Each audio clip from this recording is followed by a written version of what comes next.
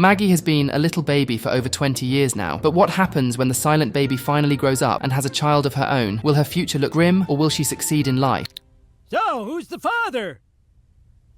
It doesn't matter. The Simpsons have turned into cute little gingerbread cookies, but as usual, Homer has to ruin the moment with his appetite, and he decides to take a bite of himself. I'm certain he just invented the term self-cannibalism. The story begins with the Simpsons finally feeling the after effects of their massive Thanksgiving dinner. I'll never eat turkey again. Marge, we got any ham? Marge declares Thanksgiving dinner over and immediately gets in the mood to celebrate dinner. This only means tortuous Christmas card photos, which the entire family hates. Marge dresses up the entire family in season-appropriate decorations and gets ready to take the photo, but Bart and Lisa are just not having it. Marge tells her children that one day they will have children as well, and then they will understand how she feels. Bart and Lisa are not convinced. In fact, they never plan to have kids at all. Who says we're gonna have kids of our own? Not me, man. This cycle of jerks has to end. The entire family gets distracted, and Marge quickly does a cartwheel to get her perfect picture. The Simpsons continue to take family pictures for years, and as time passes, the kids grow up. Bart goes to college and flunks out. Lisa is the only one to graduate. Throughout the years, the kids have many phases, until Lisa unfortunately marries Milhouse and gets pregnant. Bart continues to stay at home, while Maggie grows up to become a popular rock star. Eventually, all the kids leave, except for Bart, until Marge and Homer kick him out as well. It's a pretty depressing turn of events, and after several years, Bart now lives in his old school. He turns on the Itchy and Scratchy show, but that garbage is still just violent. Mr. Skinner reminds Bart of his due rent and the geography report he never submitted. You're 2 weeks late on the rent, Bart. Not to mention that geography report from 30 years ago. But Bart assures Skinner that he will sell his good kidney to get the money for the rent. His life is truly down in the dumps, and it only gets more depressing when Bart's 2 kids from his divorced marriage also come to visit him. Mom, don't make us go to Dad's. It smells like dog, but there's no dog. Bart's children hate him for being a deadbeat loser, and they don't expect to have a wonderful Christmas either. And even Bart plans on dumping his kids with Marge and letting her take care of things. Meanwhile, Milhouse is dying of allergies, and Lisa secretly thinks she's overreacting. Lisa is more worried about her daughter Zia, who spends most of her time connecting to the computer like some sort of a cyborg. I'm going online. Lisa is concerned that her daughter is turning out like Bart, and she decides to head back home to get some advice from her own mother. Meanwhile, Milhouse decides to go to Michigan, the only state not celebrating Michigan, due to stereotypical Islamic undertones. It's still under Sharia law. Yeah, but they always make me wear a veil. Maggie is also going through some major life changes. Her robot doctor tells her not to make a sound until she gives birth. The robot tries to ask who the father is, but does not get a response. We will not. Now, if you don't mind, I'd like to watch the football match. Back at the main house, Marge and Homer are living in their oddly dystopian future. Marge gets a message directly in her brain. She is excited to learn that all of her children will be visiting for Christmas. Homer also receives an email in his brain, but it turns out to be a virus, and even though Marge tries to stop him, it's too late. His brain rot has already set in. Don't open it, homie. It's a virus. Too late. Lisa and Bart finally arrive back home for the holidays. Lisa admires her father's new hobby, especially now that he has quit drinking. But deep down, Homer still really wants a beer. I'd smash him all for one lousy beer. Meanwhile, Bart decorates the Christmas tree with his kids, but he learns that his wife remarried, which makes him feel like a big loser. Bart then decides to dump his kids on Homer, and the kids greatly appreciate spending such quality time with their absent father. Thanks for spending so much time with us, Dad. Things with Maggie are also frustrating, since teleportation is not recommended for pregnant women. Maggie has to fly by air, and for some reason, in the future, flying has turned completely backwards, and now it's controlled by Mad Max.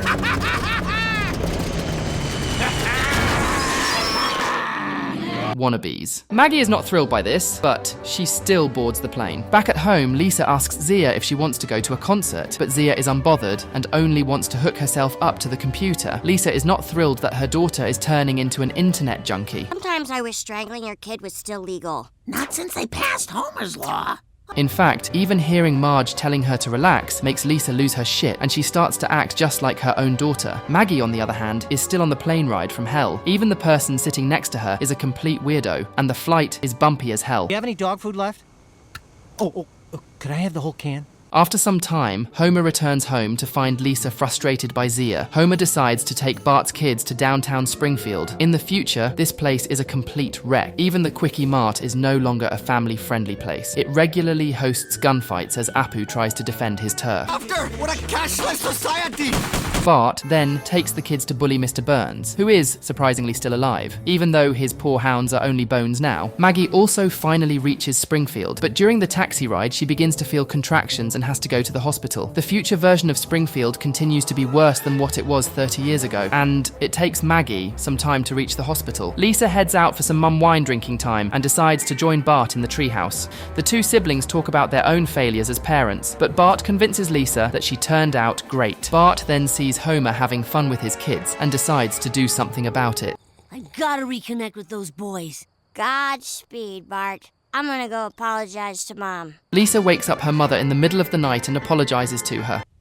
Mom, you're the best. As Lisa and Marge snuggle in bed, Bart tries to bond with his kids, and he shows them an episode of Krusty. But now, Krusty is just too old and sad for television. Christmas Eve finally arrives, and Bart has had enough. He no longer wants to sit by as Homer has all the fun with his kids. How can he be such a cool grandfather when he's such a lousy father? Meanwhile, Maggie is finally at the hospital and delivering her baby, although she is completely alone. Marge gets a message in her brain about the birth, and she quickly springs into action. Even Lisa has reached her limits, and she decides to stop her daughter's brain from rotting. Sometimes a mother's job is to butt in. Lisa? Butt out. Lisa hooks her up to the internet as well, and finds herself in a world of online gambling, weird videos, and countless friend requests. Lisa is overwhelmed by all of the information.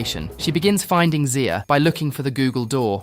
Google, even though you've enslaved half the world, you're still a damn fine search engine. 30 years into the future, and Google is still the only reliable search engine, and Lisa makes use of it to find her internet-addicted daughter. She finally finds the door to Zia's mindscape, but it gets blocked by countless pop ads, which also exist in the future. Back in reality, Bart is looking for his sons while driving through a completely run-down Springfield. Bart then gets stopped by Ralph, who is a cop now, but Ralph is still just a mentally restricted kid in an older body, and Bart gets away before witnessing more of Ralph's antics. I got cloned.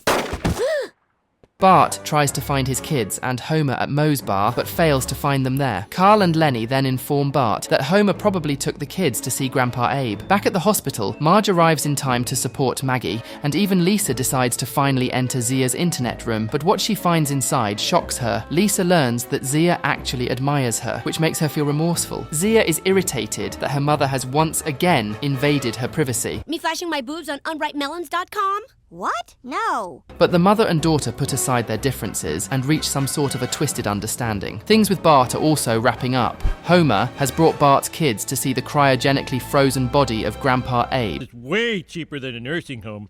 Homer unfreezes his father, but Abe starts yapping about how much of a disappointment Homer is. This forces Homer to freeze him back. Bart's kids are a little traumatized, but Homer wanted them to learn that everything thinks their father is annoying. But at the end of the day, kids always love their parents. Bart also finally arrives and makes an apology to his kids for not having his shit together, even after 30 years. I will grow up and act like a 20-year-old, the way a divorced 40-year-old should. Bart's kids are not convinced. They want real accountability. After a little sentimental speech from Bart, the boys hug their father. Seeing this inspires Homer to unfreeze his own father once more. But each time, Abe only complains about Homer, until he admits that he loves Homer. Oh, I love you, Dad. The Simpson family finally gather together, and Marge announces that Maggie had a baby girl. The family gathers once more to take a picture without Milhouse, because he is not considered part of the family. Very awesome episode about the future of The Simpsons. Just like the episode, we see how Lisa decides not to go to college. Will she ruin her life? No. If you want to see what happens, click on this video next, but not before you hit those like and subscribe buttons.